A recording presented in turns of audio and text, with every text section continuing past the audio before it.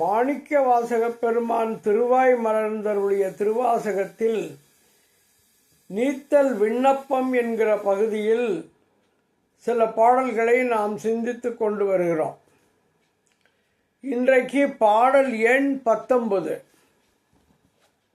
மடங்க என் வல்வினை காட்டை நின் மன்னருள் தீக்கொழுவும் விடங்க என் தன்னை விடுதி கண்டாய் என் பிறவியை வேரோடும் களைந்து ஆண்டுகொள் உத்தரகோச மங்கைக்கு அரசே கொடும் கரிக்குன்று உரித்து அஞ்சுவித்தாய் வஞ்சி கொம்பினையே.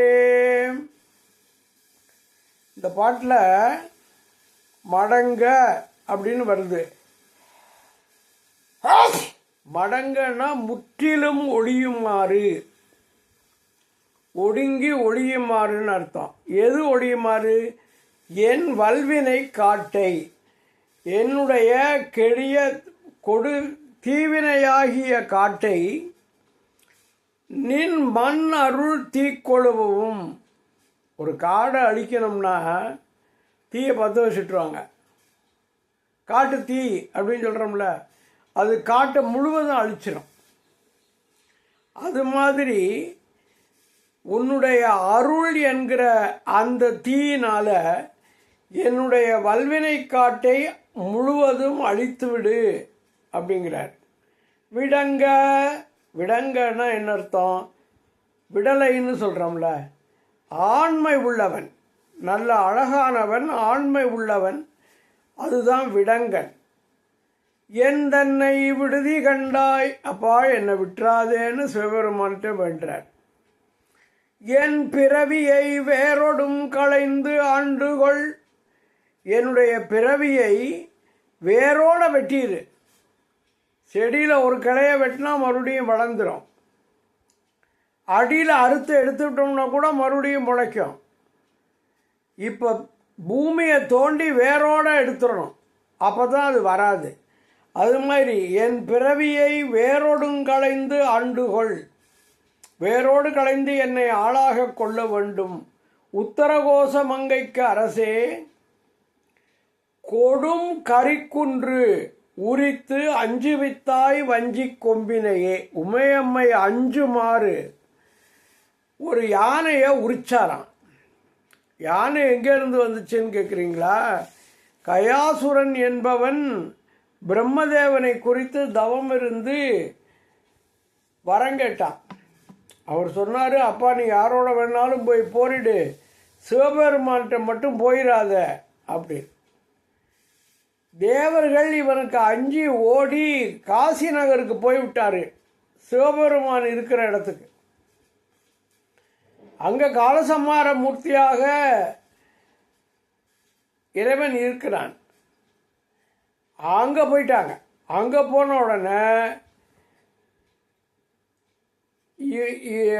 சிவபெருமான் இருக்கிற இடத்துக்கு போகக்கூடாதுல்ல. அங்கே போன உடனே சிவபெருமான் என்ன செய்தார்? என்ன நீங்கள் வந்திருக்கிறாயன்னு அதட்டினார்.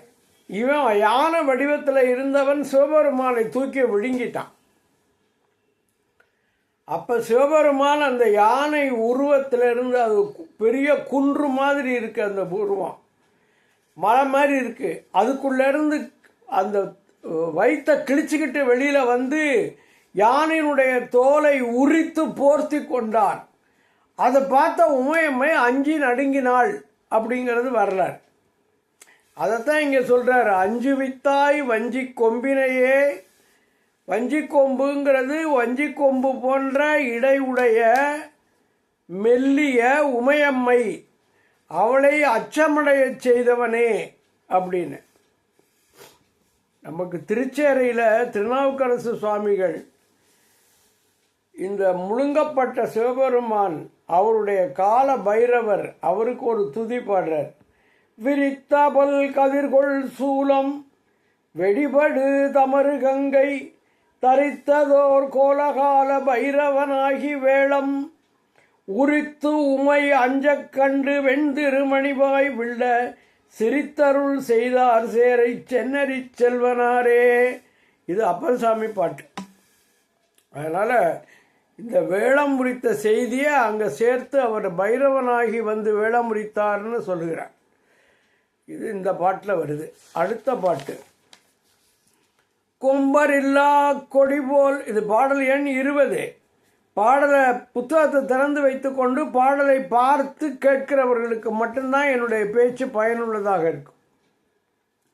கொம்பர் இல்லா கொடி போல் அலமந்தனன் கோமளமே வெம்புகின்றேனை விடுதி கண்டாய் விண்ணர் நண்ணுகில்லா உம்பர் உள்ளாய் மண்ணும் உத்தரகோச மங்கைக்கு அரசே அம்பரமே நிலனே அனல் காலோடு அப்பானவனே.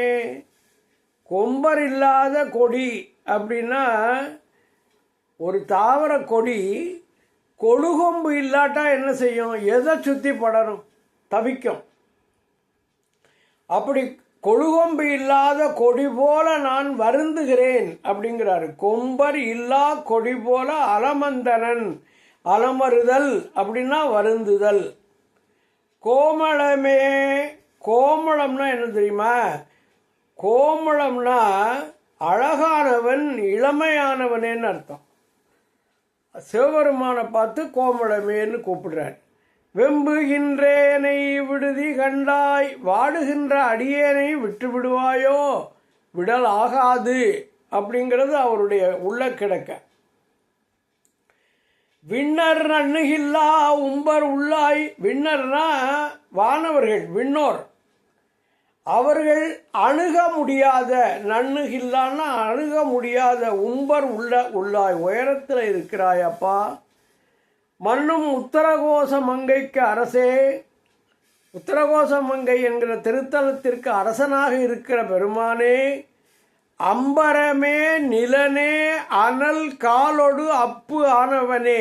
அம்பரமேனா ஆகாயமே, நிலனேனா பூமி, அனல்னா நெருப்பு, காலோடுனா காற்றோடு, அப்பு தண்ணீர் ஆனவனே.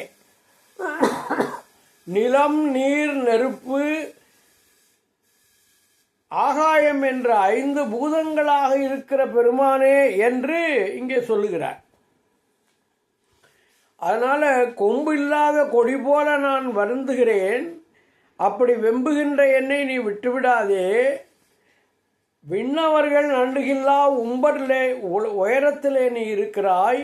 உத்தரகோச மங்கைக்கு அரசே, நீ 5 வடிவமாக இருக்கிறாய் என்று இந்த பாடலிலே சொல்லுகிறார். பாடல் எண் 21. ஆனை வெம்போரில் குறுந்தூறு என புலனால் அலைப்புண்டேனை எந்தாய் விட்டெடுதி கண்டாய் வினையேன் மனத்து தேனையும் பாலையும் கண்ணலையும் அமுதத்தையும் ஒத்து ஊனையும் என்பினையும் உருக்கானின்ற உண்மையனே. ஆனை வெம்போரில், யானைகள் போரிடுகிற இடத்தில், அந்த இடத்துல இருக்கிற செடி கொடி, சின்ன சின்ன சிறு செடி இருக்குல்ல, அதுக்கு குறுந்தூருன்னு பேர். அதுதான் சொல்றாரு. ஆனை வெம்போரில் குறுந்தூர் என, அந்த காலால் மிதிப்படுகிற செடி போல நான் இப்போ கஷ்டப்படுறேன். எதனால? எந்த யானையால? ஐம்புலனால் அலைப்புண்டேனை, அழைக்கப்படுகிறேன். எந்தாய் எங்க அப்பா விட்டுடுதி கண்டாய், என்னை விடாதே, விட்டு விடுவாயோ அப்படின்னு கேட்கிறார். பாலையும் கண்ணலையும் வினையேன் மனத்து, வினையேன்னா ரொம்ப தீவினை செய்த என்னுடைய மனத்தில் தேனையும் பாலையும் கண்ணலையும் அமுதத்தையும் ஒத்து. சிவபெருமான நினைச்சா எனக்கு அப்படியே இனிக்குது. எது மாதிரி இனிக்குது? தேன் மாதிரி இனிக்குது, கறந்த பால் போல இனிக்குது, கரும்பு போல இனிக்குது, அமுதம் போல இனிக்குது. தேனையும் பாலையும், கண்ணல்ல கரும்பு, கண்ணலையும் அமுதத்தையும் ஒத்து ஊனையும் என்பினையும் உருக்கானின்ற உண்மையனே. ஊன்னா என்ன? இந்த உடம்புல இருக்கிற இறைச்சி, தசை, எலும்பு. என்பினையும்னா எலும்பு. தசையையும் எலும்பையும் உருக்காரின்றனா உருக்குகின்ற உண்மையனே ஞான வடிவானவனே அப்படின்னு இங்கே அர்த்தம் வச்சுக்கலாம். உண்மைனா ஒளி அப்படின்னு பொருள். ஞான வடிவானவனே. அதனால் யானைகள் போரிடுகிற போது அடியில் காலில் பட்டு மிதிபடுகிற குறுந்தூர் போல இந்த ஐம்புலன்களாலே நான் அலைப்புண்டு தவிக்கிறேன். அதனால என்னை விட்டுவிடாதே. என் மனத்தில் தேனையும் பாலையும் கண்ணலையும் அமுதத்தையும் ஒத்து இருந்து என்னுடைய ஊனையும் எலும்பையும் உருக்கால் என்ற உண்மையனே என்னை விட்டுவிடாதே என்று இந்த பாடலிலே அவர் வேண்டுகிறார். அடுத்த பாடல், பாடல் எண் 22. உண்மையனே திருநீற்றை உத்தூளித்து ஒளிமிளிரும் வெண்மையனே விட்டிடுதி கண்டாய் மெய்யடியவர்கட்கு அண்மையனே என்றும் சேயாய் பிறர்க்கு அரிதற்கு அரிதாம் பெண்மையனே தொன்மை ஆண்மையனே அழிப்பெற்றியனே. உண்மையனே ஒளி வடிவானவனே, ஒளி பிளம்பாக உள்ளவனே, திருநீற்றை உத்தூளித்து, இந்த திருநீர் பூசுகிற போது பார்த்துருப்பீங்க, இந்த உபதேசம் பெற்றவர்கள் தண்ணீரை குழைச்சி 3 வரலால் பூசுவார்கள். திருப்புண்டரிகமாக பூசுதல் அப்படின்னு பேர். இங்கே கையில், இந்த நடுவில், இந்த மணிக்கட்டில், முதுகில், இப்படியெல்லாம் 16 இடங்களில் அவர்கள் பூசுவதை நீங்கள் பார்த்திருக்கலாம். அப்படி பூசலாம். இல்லைன்னா சும்மா எடுத்து மேலே பூரா அப்பிக்கலாம். அதுக்கு தான் உத்தூளனமாக பூசுதல். உடம்பு பூரா பூசியிருக்கும். அப்போ உடம்பு பூரா வெள்ளையாயிரும்ல. அதை தான் சொல்கிறாரு, திருநீற்றை உத்தூளித்து ஒளிமெளிரும் வெண்மையனே, ஒளி சிந்துகின்ற வெள்ளை நிறமானவனே, விட்டிடுதி கண்டாய் என்னை விட்டு விடுவாயோ, விடலாகாது. மெய் அடியவர்கட்கு அண்மையனே, மெய்யடியவர்கள் மெய்யன்பர்கள் அடியவர்களுக்கெல்லாம் பக்கத்தில் இருக்க ஐயா, நீ அண்மையில் இருக்க. ஆனால் என்றும் சேயாய், எப்போதும் ரொம்ப தூரத்தில் இருக்க. யாருக்கு? பிறர்க்கு. அண்மையனே என்றும் சேயாய் பிறர்க்கு அரிதற்கு அரிதாம். அளவைகளினால அறிய முடியாது. காட்சி அளவு, அனுமான அளவு, நூலறிவு என்ற அளவு சொல்கிறோம்ல, இந்த அளவுகளினாலே அரிதற்கு அரியவன், அரிதற்கு அரிதாம் தன்மை உள்ளவன் சிவபெருமான். அரிதற்கு அரிதாம் பெண்மையனே, பெண்தன்மை உடையவனே. ஏன்னா அவனோட இருக்கிறது அருள் சக்தி. சக்தி பெண்தன்மை. தொன்மை ஆண்மையனே, ரொம்ப பழமையான ஆண்தன்மை உடையவனே சிவம். அலிப்பெற்றியனே, அலிப்பெற்றியன்கிறது இங்கே குறிக்கப்படுவது பிரம்மம். சிவபெருமான பிரம்மம் என்று பார்க்கிற போது அது அலிப்பெற்றியன். பெண்மையனே தொன்மை ஆண்மையனே அலிப்பெற்றியனே. உண்மையனே திருநீற்றை உத்தூளித்து ஒளிமிளிரும் வெண்மையனே விட்டிடுதி கண்டாய் மெய் அடியவர்க்கு அண்மையனே என்றும் சேயாய் பிறர்க்கு அரிதற்கு அரிதாம் பெண்மையனே தொன்மை ஆண்மையனே அலிப்பெற்றியனே. இது பாடல் எண் 22. இப்போ பாடல் எண் 23 பார்ப்போம். பெற்றது கொண்டு பிழையே பெருக்கிச் சுருக்கும் அன்பின் வெற்றடி ஏனை விடுதி கண்டாய் விடிலோ கெடுவேன் மற்றடியேன் தன்னை தாங்குணர் இல்லை என் வாழ் முதலே உற்றடியேன் மிக தேறி நின்றேன் எனக்கு உள்ளவனே. பெற்றது கொண்டு, என்ன பெற்றான்? மனம், மொழி, மெய், இது 3ஐயும் நாம் பெற்றோம். அதை வச்சு நல்லது பண்ணமா? இல்லை, பிழையே பெருக்கி தப்பாக பண்ணிக்கிட்டு இருக்கேன். ஏன்னா பெற்றது கொண்டு பிழையே பெருக்கி. சரி, உன்னிடத்தில் அன்பாவது இருக்கா? அது அன்பு சுருங்கி போச்சு. சுருங்கும் அன்பில் வெற்றடியேன், வேறு சாதாரண ஆள், போலி தொண்டன், வெற்றடியேனை விடுதி கண்டாய் விட்டு விடுவாயோ விடலாகாது. மற்றடியேன் மற்ற இந்த அடியேனாக இருக்கிற என்னை தாங்குனர் இல்லை. தாங்குனர் இல்லைன்னா தாங்கி பிடிக்கிறவங்க. நான் கீழே விழுந்தா தாங்கிறதுக்கு ஆள் இல்லை. என்னையா அந்த ஆளை ரொம்ப தாங்கிக்கிட்டு திரிகிறேன் அப்படின்னு நம்ம ஒரு பேச்சு வழக்கில் சொல்கிறது உண்டு. அவன் கேட்குறதெல்லாம் செஞ்சு அவனுக்கு எல்லாம் பண்ணுவாங்க. அதான் தாங்குதல்.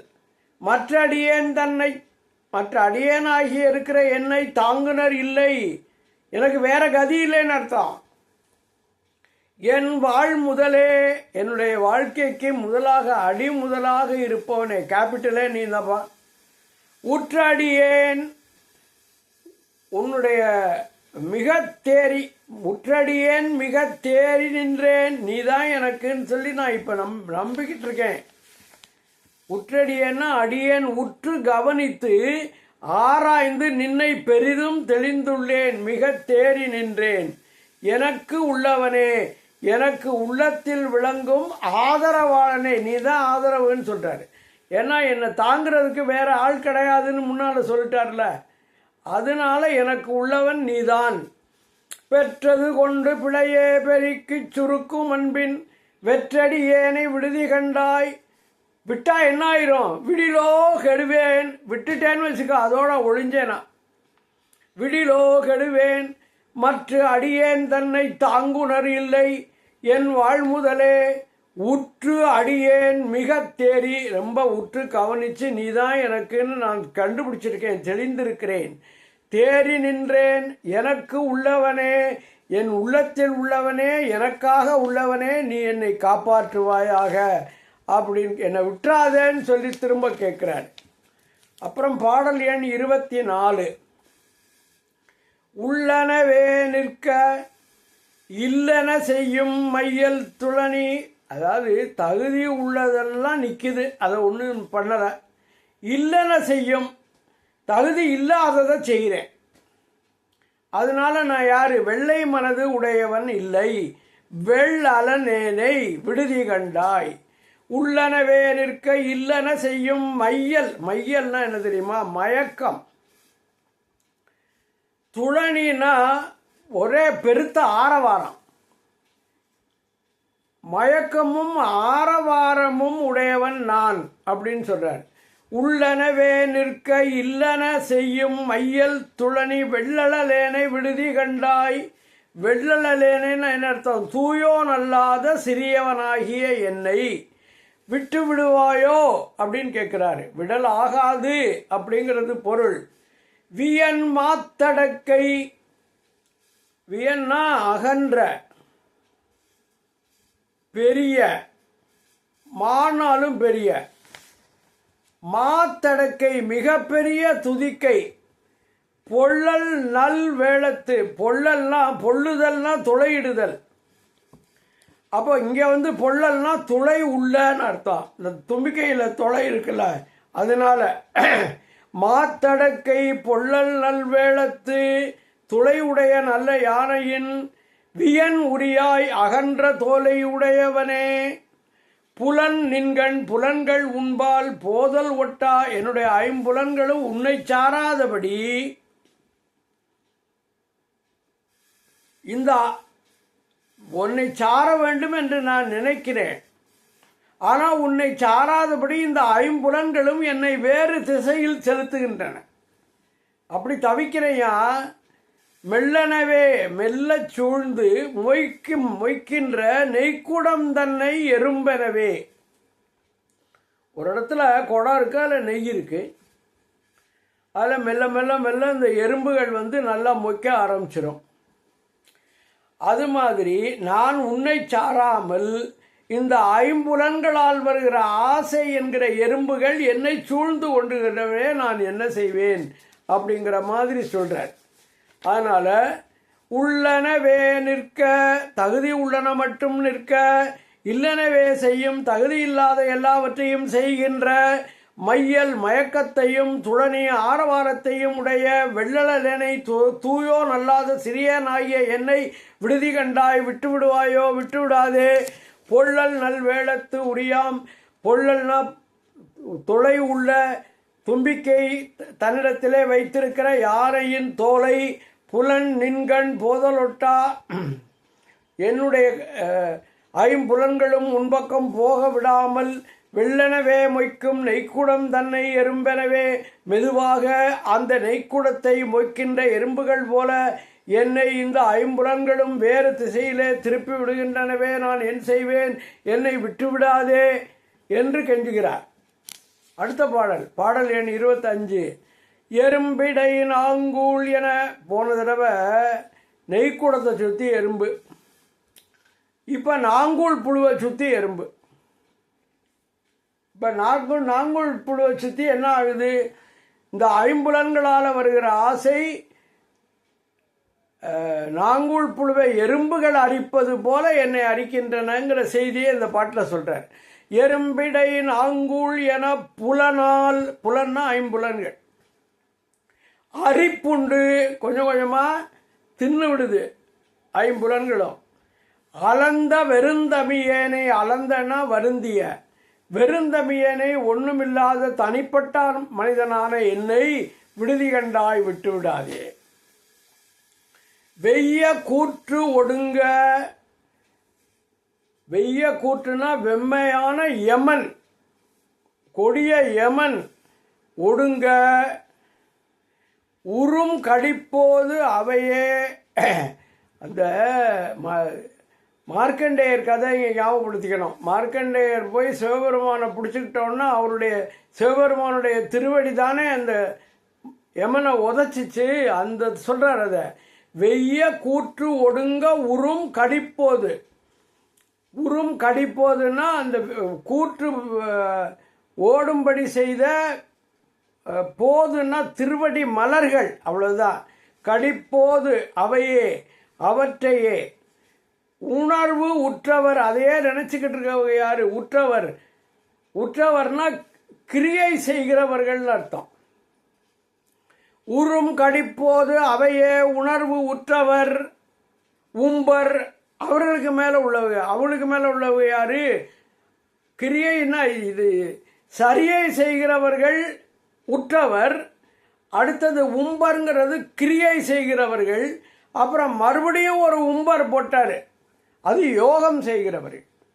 அதனால் கூற்று உதைத்த அந்த திருவடி மலர்களை உணர்வு உற்றவர் சரியை செய்கிறவர்கள், உம்பர் அதுக்கு மேலே கிரியை செய்கிறவர்கள், மறுபடியும் ஒரு உம்பர் யோகம் செய்கிறவர்கள், அவர்கள் பெரும் பதம், அதுதான் சிவபெருமான். அவர்கள் பெரும் பதமே அடியார் பெயராத பெருமையனே. அடியார்கள் சிவபெருமான்கிட்ட போய் சேர்ந்துட்டார்னா அந்த உலகத்தை விட்டு திரும்ப இந்த உலகத்துக்கு வரமாட்டார்கள். அப்படிப்பட்ட பெருமை உடையவன் சிவபெருமான்கிறது இங்கே பொருள். இந்த பதம்னு சொல்கிறத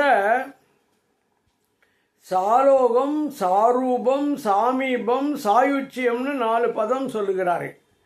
சாலோகம்னா சிவபெருமானுடைய உலகத்திலே இருப்பது, எங்கேயாவது ஒரு இடத்துல, இந்த ஊருக்குள்ளே ஒரு இடத்துல இருக்குங்கிற மாதிரி. அடுத்தது சாமீபம், பக்கத்தில் போய் இருக்குது. சாரூபம், அவருக்கு கிடைக்கிறதெல்லாம் இவங்களுக்கும் கிடைக்கிற நிலைமையை பெறுவது. சாயுச்சியம், அவரோட ஒன்றாக கலந்து விடுவது.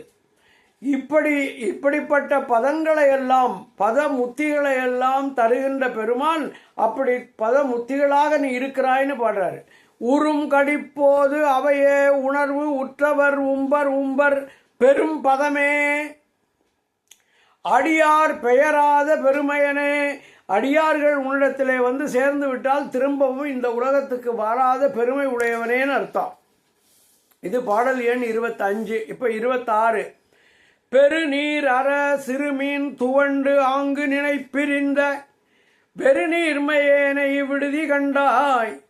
வியன் கங்கை பொங்கி வருநீர் மடுவுள் மலைச்சிறு தோணி வடிவின் வெள்ளை குறுநீர் மதிபொதியும் சடைவான கொழுமணியே. பெரும் நீர் அற, பெருமளவில் நீர் அற்று போக.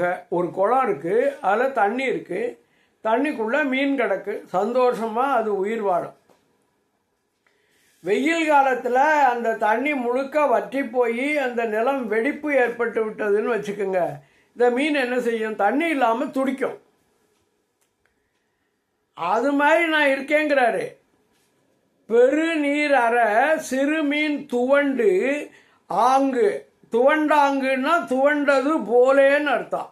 சிறுமீன் துவண்டாங்கு நினைப்பிரிந்த, நான் உன்னை பிரிந்த வெறு நீர்மையேன். வெறும்னா அஞ்சத்தக்கவன் அர்த்தம். வெறுவுதல், அஞ்சுதல்னு பேரு. வெறு நீர்மையேனை, அஞ்சுகிற தன்மை உடைய சிறியேனை விடுதி கண்டாய். விட்டு விடாதையா, விட்டு விடுவாயோ? விடலாகாது அப்படின்னு கேட்கிறாரு. வருநீர் மடுவுள் மலைச்சிறு தோணி வடிவில். இந்த வருநீர்னா வருகின்ற நீர், மடுனா தண்ணி தேங்கி இருக்கிற ஒரு ஒரு ஒரு பள்ளம், அதான் மடு. அதில் ஒரு சிறு தோணி வடிவில் வெள்ளை குறுநீர் மதிபொதியும். வெள்ளை குறுநீர் மதிபொதியும்ங்கிறாரு. குறுநீர் அப்படின்னா வெண்ணிறமுடைய குளிர்ந்த அப்படின்னு அர்த்தம். அப்போ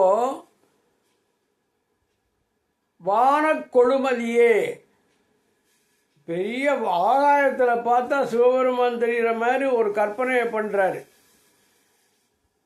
வான கொழுமணி, கொழுனா கொளுத்த, செழித்தன்னு அர்த்தம். மணினா மாணிக்கமேன்னு அர்த்தம் வச்சுக்கணும். இப்போ சிவபெருமான் தலையில் ஒரு பெரிய ஜடை இருக்குது, ஜடாமுடி இருக்குது. அதில் கங்கை இருக்கு. இந்த கங்கையிலிருந்து வருகிற நீர் ஒரு சின்ன மடுவில் ஒரு பள்ளத்தில் விழுந்திருக்கு. இப்போ அந்த பள்ளத்தில் ஒரு தோணி வடிவில் ஒன்று இருக்குது. அது என்ன இருக்குன்னா, அதுதான் இந்த பிறை, மூன்றாம் பிறை. அதைத்தான் சேர்த்து இப்படி ஒரு கற்பனையாக சொல்கிறார். வியன் பெரிய கங்கை பொங்கி வருநீர், அதிலிருந்து வரக்கூடிய நீர் மடுவுள் ஒரு சிறு குளத்தில் மலைச்சிறு தோணி வடிவின், ஒரு சின்ன தோணி வடிவில் வெள்ளை குறுநீர் ஒரு குளிர்ந்த நீர் மதி, அப்படி குளிர்ந்த நீர் இருக்கிற அந்த மதினா இது சந்திரன். அது பொதியும் சடை, அந்த சடைக்குள்ள அந்த சந்திரன் பொதிந்திருக்கிறது. அப்படி வானக்கொழுமணியே அப்படின்னு சொல்றார். வானக்கொழுமணியே அப்படின்னா வானவெளியில் திகழும் செழிப்புள்ள மாணிக்கமே அப்படின்னு அர்த்தம். இது பாடல் எண் 26. இப்போ 27வது பாட்டு பார்த்துருவோம். கொழுமணி ஏர் நகையார் கொங்கை குன்றிடை சென்று குன்றி விழும் அடியேனை விடுதி கண்டாய். மெய் முழுதும் கம்பித்து அழும் அடியார் இடை ஆர்த்து வைத்து ஆட்கொண்டருளி என்னை கழுமடியே இன்னும் காட்டு கண்டாய் நின் புலன்களே. கொழுமணி ஏர் நகையார். இப்போ இங்கே மணிங்கிறது என்னன்னா முத்துன்னு வச்சுக்கணும். செழிப்புடைய முத்துக்களை போன்ற பல்வரிசை உடைய. நகையார்னா என்ன அர்த்தம்? நல்ல வெள்ளை விளையர்னு வரிசையா பற்களை உடைய பெண்களைத்தான் சொல்றாரு நகையார்னு. கொழுமணி ஏர் நகையார், நல்ல செழுமையான முத்துக்களை ஒத்த, ஏர்னா இதை போன்றன்னு அர்த்தம். நகையார் பற்களை உடைய மகளிரின் கொங்கை குன்றிடை, அவர்களுடைய மார்பகங்களாகிய குன்றுகள், மலை மாதிரி இருக்காங்க மார்பகங்கள். அது சின்னம்மா இருந்தாலும் அதை குன்றுன்னு அவர் சொல்லி பார்க்குறார். சின்ன மலை, அதுக்கு இடையில போய் நான் குன்றி விழுகிறேன். குன்றி விழும் அடியேனை விட்டுவிடாதே, விடுதி கண்டாய். அதாவது பெண்களிடத்திலே தான் ஈடுபடுவதாக பல பாடல்களை அவர் சொல்லுவது வழக்கம். அதில் ஒன்று இது, அதுதான். விடுதி கண்டாய், மெய் முழுதும் கம்பித்து. அன்பினால சிவபெருமான் முன்னால் நிற்கிற போது உடம்பு முழுவதும் நடுங்குதான். யாருக்கு? அடியார்களுக்கு, மெய்யடியார்களுக்கு. மெய் முழுதும் கம்பித்து அழும் அடியார், அழுகிற அடியவர்கள். சிவபெருமானிடத்திலே அன்பு செலுத்துகிற அடியார்களுக்கு கண்ணிலிருந்து கண்ணீர் கொட்டுகிறது. அதனால அழும் அடியார். அவர்களுக்கு இடையே ஆர்த்து வைத்து, அவர்களுக்கு இடையே என்னை பிணித்து வைத்துங்கிறாரு. பிடிச்சி கட்டி போட்ட மாதிரி திருப்பரந்துறையில் நடந்த நிகழ்ச்சியை சொல்கிறார். அங்கே அடியார்களுக்கு நடுவில் தானே இவர் வச்சுக்கிட்டாரு. வைத்து இவரை ஆட்கொண்டருளி, என்னை ஆளாக கொண்டருளி, என்னை கழுமணியே இன்னும் மறுபடியும் அந்த மாணிக்கம்ங்கிறத விடாமல் சொல்லுகிறார். இன்னும் காட்டுகண்டாய் நின் புலன்களே, இனிமையாவது உன்னுடைய திருவடிகளை காட்ட மாட்டாயா? உன்னுடைய ஞானமயமான திருவடிகளை எனக்கு காட்ட மாட்டாயா அப்படின்னு கேட்குற மாதிரி பாடல் இது. கேட்குற பாடல் தான். கொழுமணியில் ஏர் நகையார் கொங்கை குன்றிடை சென்று குன்றி விழும் அடியேனை விடுதி கண்டாய், மெய் முழுதும் கம்பித்து அழும் அடியார் இடை ஆர்த்து வைத்து ஆட்கொண்டு அருளி, என்னை கழுமணியே இன்னும் காட்டு கண்டாய் நின் புலன்களே. இந்த பாடலோட இன்றைக்கு நிறைவு செய்வோம். அடுத்ததை வருகிற வகுப்புகளில் பார்ப்போம். நன்றி, வணக்கம்.